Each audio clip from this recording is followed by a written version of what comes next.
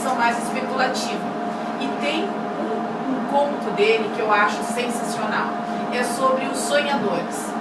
Tem pessoas, naquele conto, existe uma fábrica de sonhos. E existem pessoas que sonham os sonhos que serão enviados para as outras pessoas. Então, esses sonhadores, eles têm que ter uma aptidão especial. Eles precisam colocar profundidade nos sonhos. Eles têm que conseguir colocar sabores, eles têm que conseguir colocar odores, enfim. E tem toda uma indústria em torno disso, porque isso é um comércio. E aí, o líder de uma dessas empresas de sonhos, ele está treinando um ajudante, né? E aí naquele dia chega um dos sonhadores, um dos produtores de sonho mais experientes dele, e diz que ele não aguenta mais essa vida de sonhar acordado, de não saber mais o que é sonho e realidade, porque ele sonha o tempo todo. Então que ele quer se demitir. E aí o chefe prontamente concorda e rasga o contrato. Então tá, tu pode ir e tal. E aí o assistente pergunta, tá, mas como que tu deixou este cara ir embora? Ele é um dos melhores que nós temos. E aí o chefe diz, não te preocupa, ele vai voltar. Porque eles não conseguem não ter ideias. Que um dos melhores sonhadores que ele já teve, uma vez disse para ele, quando ele perguntou de onde vocês têm tantas ideias, o cara que sonhava disse, me ensina o truque para não ter ideias, porque eu não consigo dormir de tantas ideias na minha cabeça. Eu acho que os escritores de fantasia são assim. Às vezes, para a nossa paz, a gente precisaria ter menos ideias e um pouco mais de horas de sono, que fariam muito bem. Mas isso é incômodo. Quando você quer dormir e não consegue, que eu tô numa, você para, quem estava falando que não consegue escrever enquanto lê? Eu não estou escrevendo porque eu queria ler tudo que eu pudesse ler. Fiquei no escuro e lá só vem livro lido. Li, agora eu falo, a gente está escrevendo, está tocando um capítulo. Tá, agora acabou essa ideia, eu vou dormir. Tu coloca a cabeça no travesseiro, vem um capítulo inteiro novo. Não, e aí tu levanta, tu escreve, tu vai dormir, sabe que amanhã não vai esquecer a metade. A gente já falou aqui que escreve à noite, escreve no escuro, né? Mas é de olho fechado, pega um bloquinho, psicografado. A letra no dia seguinte fica daquele jeito, a gente não tem ideia. Psicografado. É, psicografado. Mas se não, você tá no meio da casa, mais falou que escreve no meio do trabalho. Do barulho? Não, ela escreve no trabalho, com gente na sala. Eu preciso estar sozinha, de madrugada, de preferência. Eu escrevo conversando com os meus pais. Se eu tô sozinha, eu não saio uma linha. Eles estão comigo, eles estão conversando, eu falo, peraí, só um minuto, termina a frase e continua. Ou conversando no Facebook. Eu tô sozinha escrevendo lá uma cena, romance, e vem o marido, né, de pijamão, vocês viram, né, aquela situação, o cara acabou com a Coca-Cola. Coca-Cola? Príncipe, Coca-Cola, gato, criança, oi, né, aí você cai assim na realidade, pro papão, né. Por essa cena de romance mais picante, o pai vem atrás. Ô Mari, me dá a tela, né? O que você tá escondendo? Calúnia. Pior é uma personagem que é uma cena toda fofinha, aí seus vizinhos colocam aqueles pães proibidão. Acabou a geração. Lá em São Paulo o problema é o forró. Pelo menos na minha rua. Não, também eu acho que é a interferência do cenário. Porque desse comportamento que você escolhe não tinha mural, né? Aí eu olhava pro marido, olhava pro mural, fechava o olho, concentrava e falava, não, meu amor, tá aí, beleza. Porque não tá. Quebrar a concentração quando você tá no meio de uma ideia, eu acho que é a pior coisa pra quem tá escrevendo. Você tem que interromper aquela ideia que tá fluindo e cair na realidade. Essa queda da realidade é difícil. É engraçado. Assim, ó, vocês tiram o microfone da minha mão se for o caso, tá? Tem muitas teorias que dizem que o trabalho de um escritor é 10% inspiração e 90% transpiração. A gente trabalha muito, que assim, não é essa história de eu não estou inspirado, então eu não vou escrever. Agora, quem escreve sabe que um texto sai completamente diferente num dia que tu tá escrevendo uma ideia que tu teve em outro momento, ou se tu consegue sentar e escrever aquilo numa sentada só. São normalmente textos que não precisam de nenhuma correção. Eles saem, eles fluem, eles ficam perfeitos.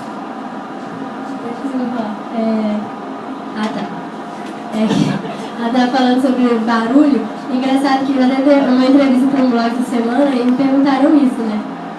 como eu consegui escrever, aonde eu consegui escrever. Eu tenho que estar com tudo desligado dentro do quarto, tudo escuro, só com a luz do notebook assim na frente, né? Quieto, sem música, sem nada, também não sai nada. E só assim, dentro de casa durante o dia, fazendo falação, aquela coisa toda, eu não consigo escrever. Agora eu chego na faculdade, o professor começa da matéria, eu começo a escrever. Vem tudo na minha cabeça, assim, durante a aula, eu não posso, né? Eu estudo e não escrevo. Aí eu fico naquela situação assim horrível, né? Porque você quer escrever, porque depois você não vai esquecer. Mas o professor tá dando matéria, aquela coisa toda. Mas em casa, no barulho, eu não consigo. Dentro da sala, com barulho, eu consigo. Não sei como. Escrever é peculiar. É estranho. Não sei. Eu nunca pensei em ser escritora na vida, gente. O negócio começou com brincadeira, foi. E agora, uma boa parte do tempo. O tempo, do dia, da noite. Dormir já é uma coisa que é um luxo, né? Fazer o quê? Revisão é melhor ainda. Mas eu acho que a ideia, o pessoal fala, de onde vem a ideia? Eu não sei. Eu ainda acho que é uma coisa de possessão, porque você senta no computador e vem o negócio. Você não tem a menor ideia de como aquele capítulo vai desenvolver. Você sentou, começou a escrever, a coisa vem. Sai. Eu particularmente, sim. Eu tenho a tese de que são dimensões paralelas. Tudo isso que a gente escreve existe e a gente só simplesmente. Alguns amigos meus apoiam essa tese. Não, procurando o Jared, cadê?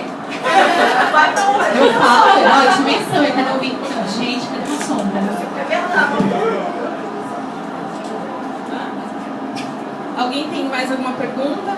Pode falar, Thais. Ela primeiro, tá?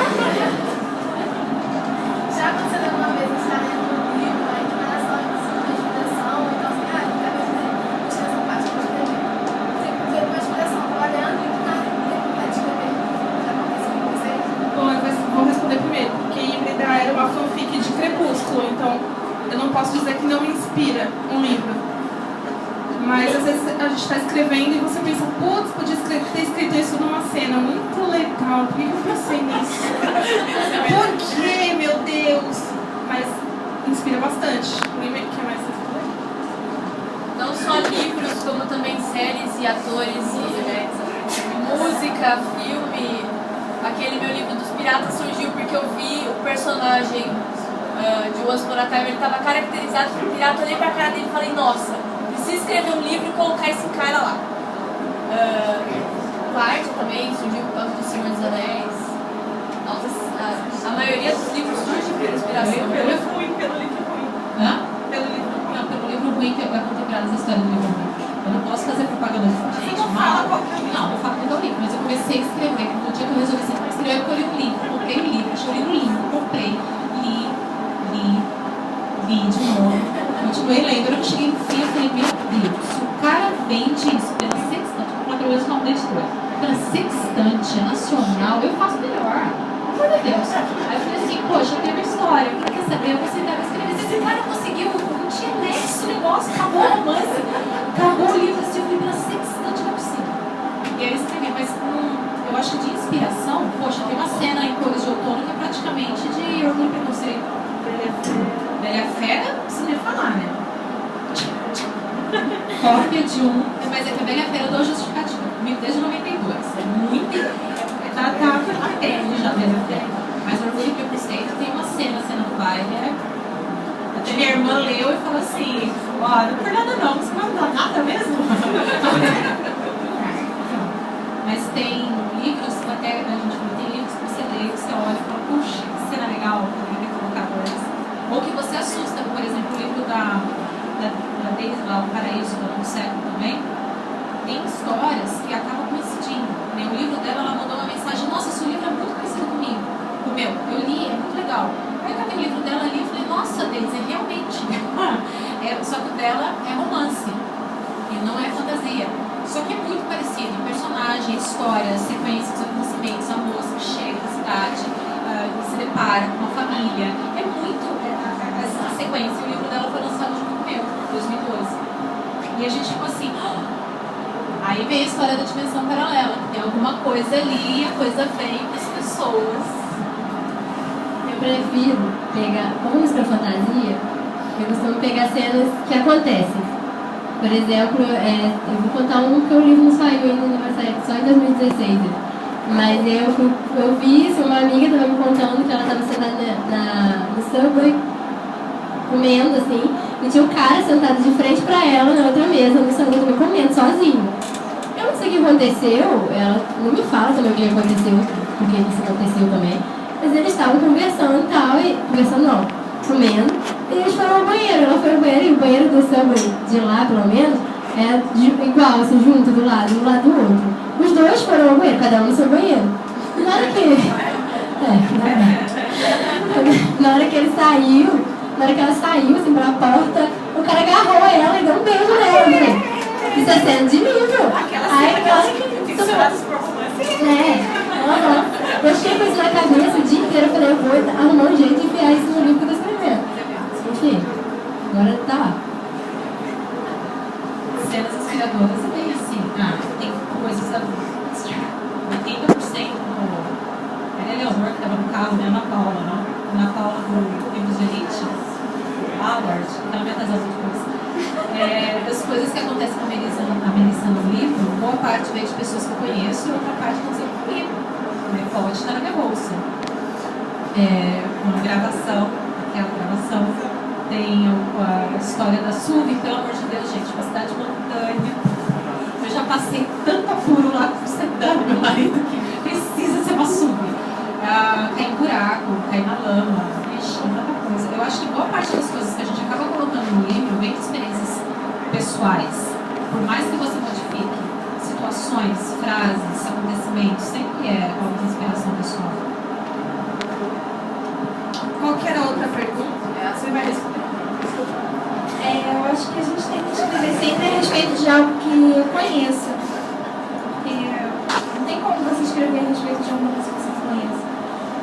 Eu também acho que é muita inspiração vem das séries, principalmente séries de romance, fantasia, etc.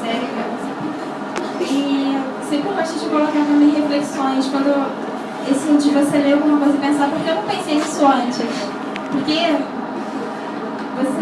eu vejo muito isso como reflexões, pensamentos, ideologias que eu vejo em livros, que eu concordo com aquilo. Porque eu não tinha chegado a essa conclusão antes e não passei isso, essa é uma mensagem tão boa. Será que também não tem outra forma de passar isso sem ser, sabe, muito parecido com aquilo, mas que dê pra passar porque é importante para as pessoas? Sem ser chato, né? Toda hora ver alguma coisa assim pra você, mas que divirta e ao mesmo tempo traga uma mensagem. A Raquel, quando leu Sonhos Lúcidos, ela encontrou algumas mensagens no conto. Bob Fitman lá do fundo, depois chamou o Vale.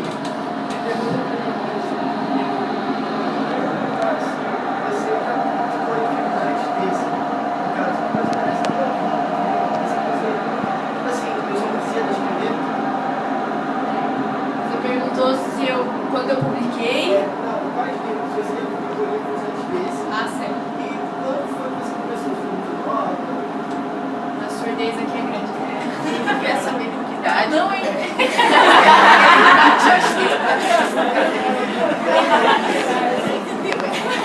É a nossa caçula. Então, eu comecei a escrever com 11 anos. Por causa de Senhor dos Anéis, eu passava as minhas tardes inteiras assistindo aos filmes. E de repente me veio a ideia para a história da Serafine e eu escrevi. Esse livro passou por 3 versões. As 2 primeiras eu achei assim uma droga, apaguei completamente. Essa terceira foi a que foi publicada e eu soube da Novo Século na Bienal de 2012. Eu estava com 16. Eu publiquei com 17, agora eu tô com...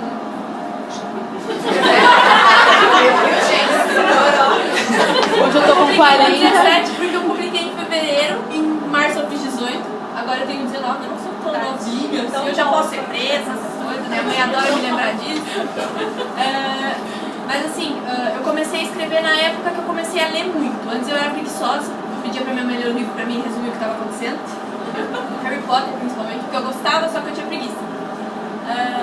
Nessa época eu comecei a ler muito e daí pra frente eu não parei. Tanto que eu não parei de escrever e não pretendo parar. Oi? Você gosta de Assassin's Creed? Inspiração pro meu livro novo. Mas alguém quer perguntar? Foi? Mas alguém quer perguntar?